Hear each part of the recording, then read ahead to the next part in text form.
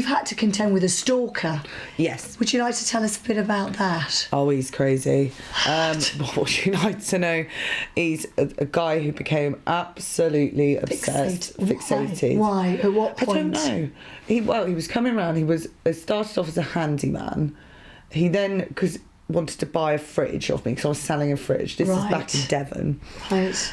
And it just turned into abusive messages. First of all, it was like, can I do nice things? And like, can I bring you some eggs from my farm? I was like, I'll buy some eggs off you. And I feel a bit sorry for people sometimes. And I was like, okay, yeah, you can do that, drop them off. And then it just turned into a vast fixation and the phone calls. And by this point, obviously, he knows where I live. So I've had him chuck orange paint on my front door because I didn't answer my phone. And how long ago was that? 5 years ago. And has this continued on? Yes. Oh, to this day. The same person? To this day, I believe he's still behind the computer screen. I get messages on Google Mail. I block, obviously straight away, I block. He'll buy new SIM cards, block. He's just popping up with different names. Aliases, names, phone numbers, you name it. It's relentless. Now I've moved away from Devon. The last time I've seen him in physical person was about 5 years ago. But and he's still giving the energy and attention. He's still going, and it is. I mean, it's quiet at the moment. Touch wood. Does he know where you live now? No. Okay. No, I don't think he does. Anyway, but it's not impossible to find it. No, but how does that make you feel? That's why I'm moving. Right. That answers the question itself. So you don't feel safe? I've got my bodyguard here. Lovely lady. Here. Alexandra, who I work with. So, yeah. Is that why you don't live alone? I don't enjoy living alone. No. I wouldn't. If I had a stalker, the last thing I'd want to be doing is living alone. So you're going to move out? Yeah, so I'm going to move home in the next couple of months. So you shouldn't have to do that, should you? No, but we made the schoolboy error of letting too many people know where I live, and now I couldn't understand why Shaun lives in a fortress. Right. Why he's so protective. His address is, is a PO box. Really? Whereas I've always been like, oh yeah, here's my address. And when I was on Company's House, my address was readily available. Yeah, of course it would be. They've also doxed my mum's address online as well. That's another thing that I'm really quite angry about. Because your mum's not going to move. No, no. Well, she's got CCTV and a husband you wouldn't want to visit in a hurry. So once you move, you're going to not be putting anything. So I presume you're not going to do your interviews from my home. No, because we started doing it from here, thinking the studio stunk. There was cobwebs everywhere. I hated it. It was just so tiny, and I said, why don't we do a living room setting, because it's more comfortable. It's not. We were sat on these like chairs like that. Your bum was hurting, sat down for like 20 hours of your life working with Shaun Attwood.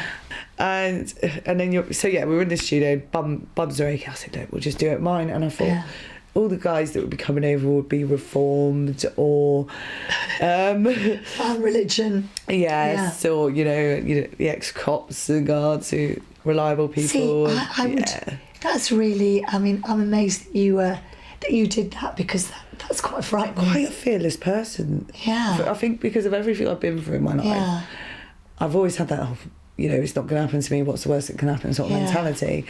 But, like, working in this industry has quickly changed my mind. So I've always been a trusting person. I don't distrust people anymore, but I step back and do assess them, fully now. Yeah. And it's taught me so much in growth as well. So Jen, we were talking about stalking and the problems that you've had. Now, as I've driven in, so I can kind of see why you're moving, you've got one of your windows is boarded up. Yes. There. Yeah, How did that happen? So my early one morning I think it was Thursday morning. Right. Going back about 6 weeks ago now, the windows really should have been done by now.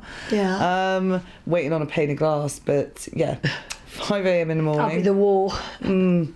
But no, so 5 o'clock in the morning, I heard a smash. My window got smashed. in the early hours. And what was your first thought? I thought it was something dropping off the kitchen counter, I'm not going to lie. Right. You know when you're half asleep, just obviously at 5 a.m. I was asleep out here because I've fallen asleep watching the TV. Right. Which I frequently do, especially when I'm on my own here. And ran out, not instantly obviously, because waking, and ran out there and it was just glass shattered all on the inside of my bedroom. So it was fortunate that you were in your front room and not in your bedroom. I mean, it didn't actually, there was only a few shards on the bed, so very frightening. But it's really still frightening. It shook me up. Yeah. Did you instantly think, I wonder if that's my stalker from it crossed my mind. Home or years ago? It wasn't an instant thought, it was more shock. Right. At first. And then, your mind races under who, what, where, how. Yeah. And goes on a tangent. But that time, obviously, the police were then called. Yeah. And they've come over and reassured me, I guess. And how do they treat the stalking? Because in the papers they always say that some just dismiss it. My stalker I've called the police on him numerous times. He turned up in his car unknowing that I was doing this when I was moving out of my house in Devon. My mother was there. And so he's actually outside in his car watching this. And he pulls up, I see a car, because I had the Ring doorbell. And I was like, it can't be. Seeing it was his car. And I said, Mum, get out of the way, we're going to have to call the police. And we called the police and he spun off. And the police came over and they were like, oh, well, you're moving out the area. You're going to a completely new area because I was off to Guildford. Yeah. It's different. Obviously, you've got Devon and Cornwall police, Surrey police. So, different police force. And they said, does he know where you're moving to in Guildford? I said, no. He goes, well, there you go. And that was it. That was it. So case closed. Case closed. Like he couldn't find you. Yeah. So how were the police here in Surrey when that happened to your window? Well, they've been investigating. I've heard nothing yet. Nothing. So they were checking CCTV out on the street there. Nothing. So because it's all a mystery. Because how do you feel? But no wonder you're moving because you're still here. Yeah. Whoever did that knows where you live. So there's always that sort of fear factor.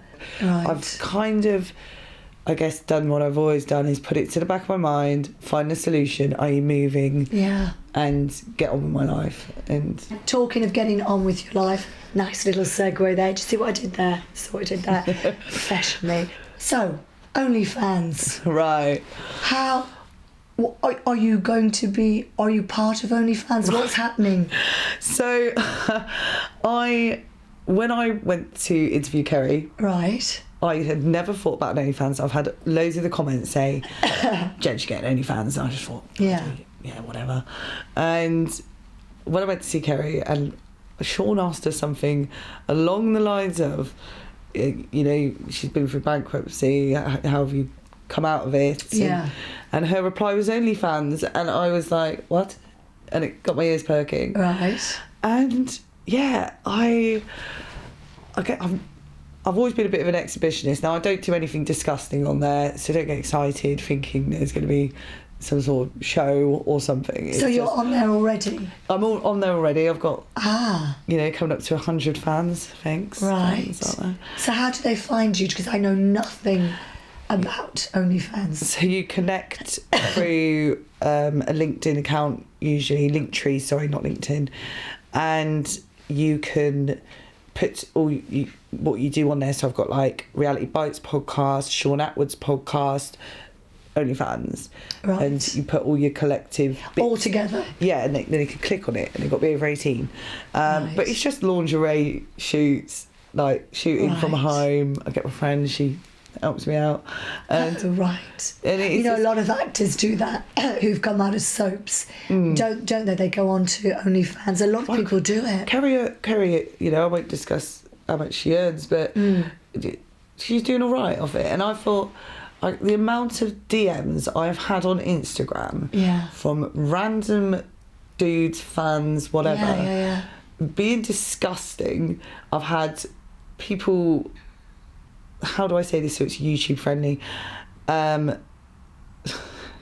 you can tell, YouTube community guidelines, who have been doing something to themselves and videoing it and sending it to me. Right. Very common. And I was like, that is disgusting. I mean, come on, guys out there. What woman wants to see that? I've never really understood that. I was looking at it, I'm like, oh yeah, what do you think I'm going to do? Go to my bedroom and have a good time? Or, do you know what? Oh, this is amazing. They send you pictures and you think, well, yeah.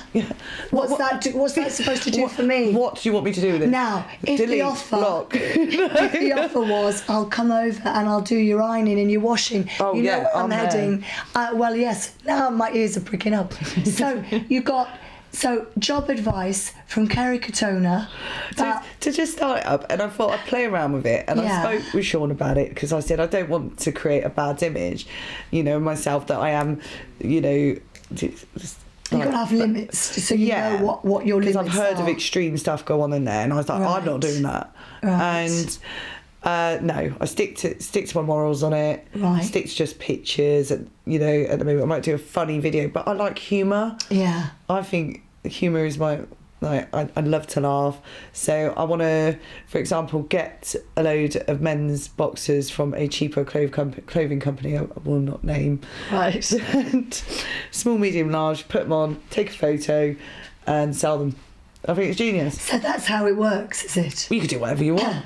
Really? People get the misconstrued idea that it is just women doing, or men doing, stuff to themselves in a sexual manner. It isn't the case. There's people there doing cooking. Yeah, like I say, a lot of actors who've come out of soaps and stuff, they've actually gone on to that, and it's nothing rude. No. But they're actually earning rather a good living by going on there. Yeah, and you could, teach everything. There's personal trainers on there. Right. And it's a platform for people who are fans of yours to come on and see what you're up to, and pay a small subscription fee, so you're getting paid, because we both know in media it is a tough old route out there. And I've had my own businesses since I was 21. Being the business person I am, I don't see anything wrong with it, and I just see it as another source of income. And from what you're saying, so you can just decide what you want to put up there, and your fans then pay a small amount, whatever fee, and then you can wear what you like on. It doesn't. I think it's been given a bit of a bad rap, hasn't it? It has. That it's just some sort of porn site when it's not, or clearly is sex workers or something like that. It is not. Half the celebrities there's are on there, like you said. Yeah, they are. And it was actually also, so obviously I had that advice of Kerry. Right. And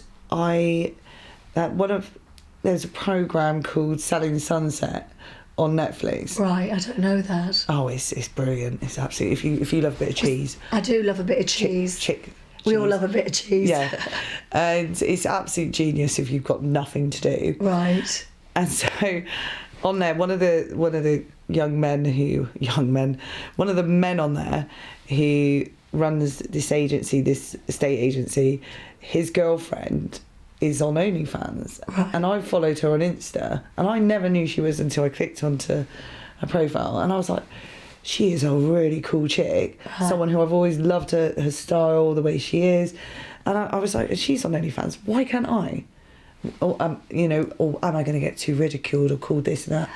So have you, has anybody picked up on it on the podcast?